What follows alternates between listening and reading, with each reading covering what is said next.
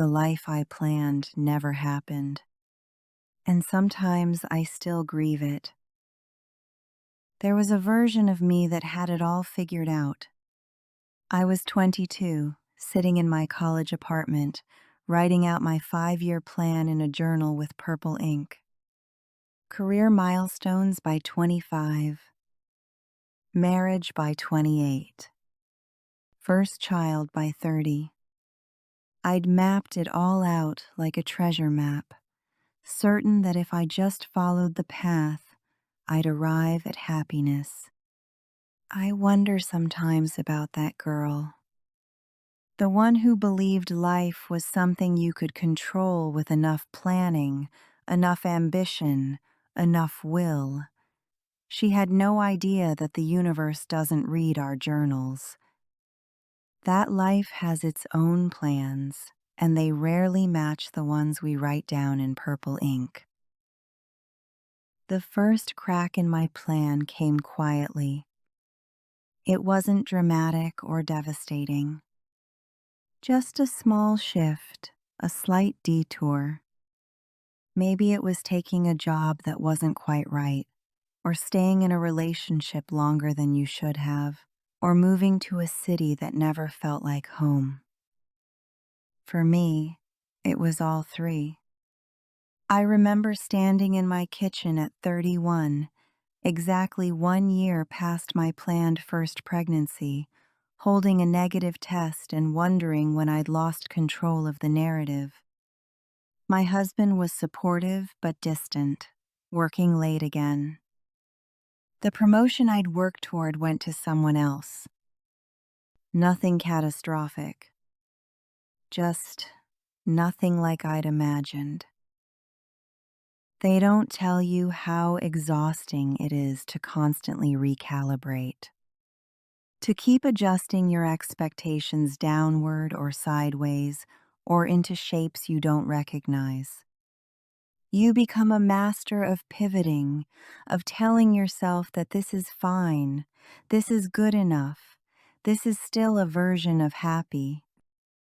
I became pregnant at 33. Not planned, but wanted. I told myself the timing didn't matter, that 2 years off schedule was nothing in the grand scheme. But I felt it, that small mourning for the woman who would have had her life together before motherhood.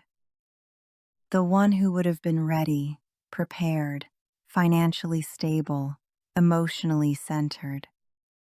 I was none of those things. The mother in my plan was patient. She made organic baby food and did sensory activities. She never raised her voice. She had a clean house and a well-organized calendar, and children who ate vegetables without complaint. The mother I became? She microwaves chicken nuggets at 9 p.m. because dinner was a battlefield. She hides in the bathroom scrolling her phone just to have 3 minutes of silence. She yells sometimes, then feels crushing guilt. She loves her children with a ferocity that terrifies her, but she's also tired in ways she didn't know were possible. This mother wasn't in my plan, but she's real, and she's doing her best. I thought marriage would feel like partnership, like teamwork, like two people moving through life side by side, equally invested, equally present. Instead, it often feels like I'm running a small business while my husband is a consultant who drops in occasionally. I manage the schedules, the appointments, the emotional labor, the invisible work that keeps our family functioning. He helps when asked, but the asking itself is exhausting. We're not unhappy. We're not fighting. We're just different than I imagined. We're two people who love each other but live somewhat parallel lives. And I wonder if this is what everyone means when they say marriage takes work. I had ambitions once, real ones. I was going to lead teams, make an impact, be someone people looked up to professionally. And then I had children, and somehow my ambitions became something I was supposed to apologize for. I went part-time. Then I stopped going for promotions because I couldn't do the travel. Then I turned down projects because of school pickups. Each decision made sense at the time, but together they've created a career that feels like a shadow of what I'd planned. Some days I scroll through my old goals and feel like I'm reading someone else's life. Someone braver. Someone freer. The worst part? I'm not even sure I regret it. I just wish someone had told me these would be the choices I'd face. My body was supposed to bounce back. That's what I thought anyway. After pregnancy, after childbirth, after nursing, I'd work out, eat right, and return to the version of myself I recognized. But my body had other plans. It stretched and softened and rearranged itself. It carries the physical evidence of growing humans, of sleepless nights, of stress I hold in my shoulders.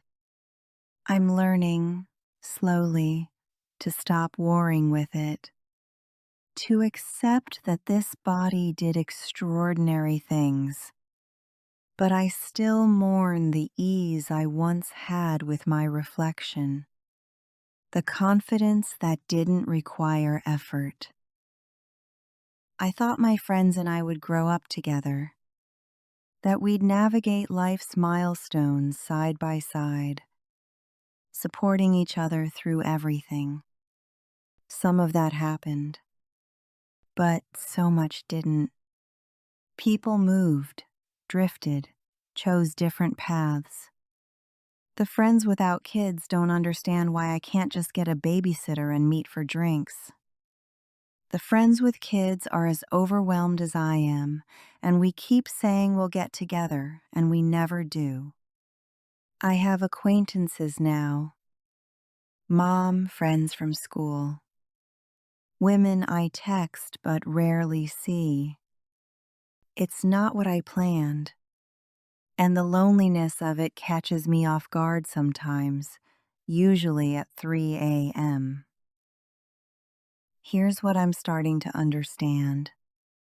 The life I planned was based on who I was before I knew anything. Before I understood that life is messy and complicated and full of variables you can't control. That planned life was someone else's idea of success. Magazine versions of motherhood, Instagram versions of marriage, LinkedIn versions of career achievement. None of it was real. None of it accounted for the actual texture of living. So I'm learning to stop measuring my real life against a fantasy. To give myself permission to want what I actually want, not what 22-year-old me thought I should want. It's harder than it sounds. The life I'm living isn't the one I planned. It's messier, harder, more complicated. There are parts of it I wouldn't have chosen if someone had laid out the options. But there are also parts I couldn't have imagined.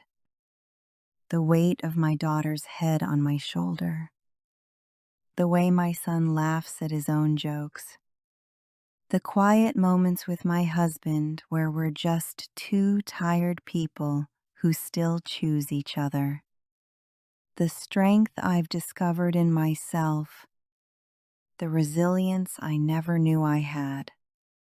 This life isn't perfect. It's not what I planned. but it's mine. And some days, on the good days, that's enough. Some days, it's more than enough. If you feel this too, you're not alone. Tell me, what life did you plan, and what life are you living? This is the weight she carries, and tonight it's mine.